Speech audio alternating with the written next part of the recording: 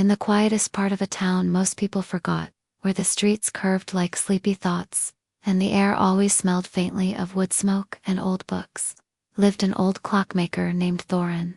He wasn't known by many.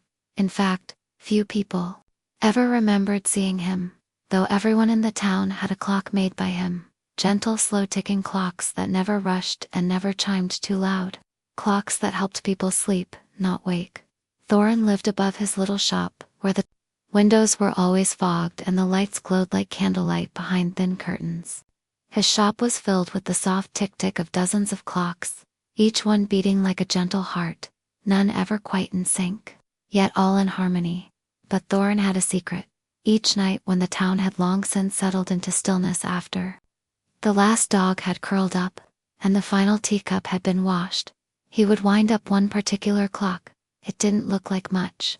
A little brass pocket watch, worn around the edges, sitting in a velvet-lined drawer. But when Thorin turned its key, 3 full, slow turns, something unusual would happen. The room would shimmer faintly, the air would shift, and his small workshop would fill with the faint scent of lavender and starlight. That was his signal. He would take his coat, long, soft wool with faded blue cuffs, slip on his leather slippers, and step into the night. Outside, on the cobbled street, waited a strange and beautiful bicycle. Not an ordinary bicycle, of course.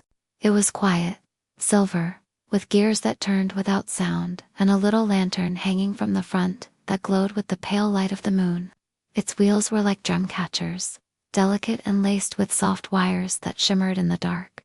He climbed on, not to go fast, not to race the wind, but to ride slowly, like a thought drifting through a half-sleep dream, through the empty town and beyond.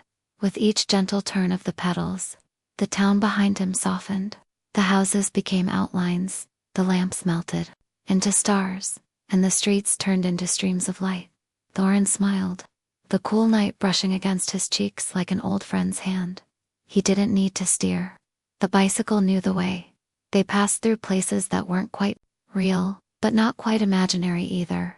A field of sleeping cats, each one purring in time with the stars. A bridge made of fog and feather-light stones, arcing over a lake that reflected dreams from the other side of the world. Above him, the sky unfolded like a soft blanket, and the moon followed close behind, lighting the path without asking questions. Thorin passed a hill of clocks, each one ticking in different tones, warm and round, slow and syrupy, as if time itself were dozing off. He passed trees with silver leaves that turned slowly, as if sighing, and grass that hummed softly under the moonlight. Everything was calm, nothing rushed. Even time itself walked slowly here. Eventually, he reached a clearing, a quiet circle surrounded by moonflowers, their white petals glowing faintly, opening not with the sun, but with the sound of Thorin's approach. At the center was a bench, worn and smooth, made from driftwood that remembered stories. He stopped, he sat. And the bicycle gently leaned itself against a tree, as though it too needed to rest. Thorin looked up. The stars above weren't scattered, but arranged like the gears in a perfect watch. Each one clicked into place. Each one shone just brightly enough to keep the night from slipping too deep. He pulled the little brass watch from his coat pocket and held it in his palm. It ticked once, then again, then silence. That was enough. He leaned back on the bench, letting the hush of the clearing wrap around him. Somewhere, an owl blinked slowly. A leaf fell like a drifting thought. A breeze carried the scent of old paper, polished wood, and a whisper of cinnamon. Thorin closed his eyes. He didn't sleep, not really. He rested in a place beyond sleep, the space between tick and tock, where dreams aren't dreams yet, but waiting. Time didn't pass in the usual way. It stretched and folded like a soft scarf, looping around him gently, humming a lullaby in its quiet language of peace. Eventually, though, he didn't know how long, the bicycle gave a single soft chime. A tiny bell, barely a sound at all. He stood, smiled, brushed his coat, and whispered thank you to the bench, the stars, and the flowers. Then he pedaled home, even slower than before. By the time he returned, the sky was just beginning to blush with hints of soft coral and dusty blue. The world was waking, but only just.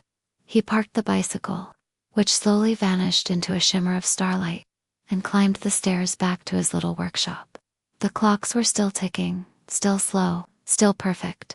He placed the pocket watch gently in its velvet drawer, turned off the lamp, and settled into his armchair. The shop was quiet again, the world balanced and thorough. He finally let go. His breathing softened, his eyes drifted shut, and somewhere not far, time itself sighed and smiled and slept.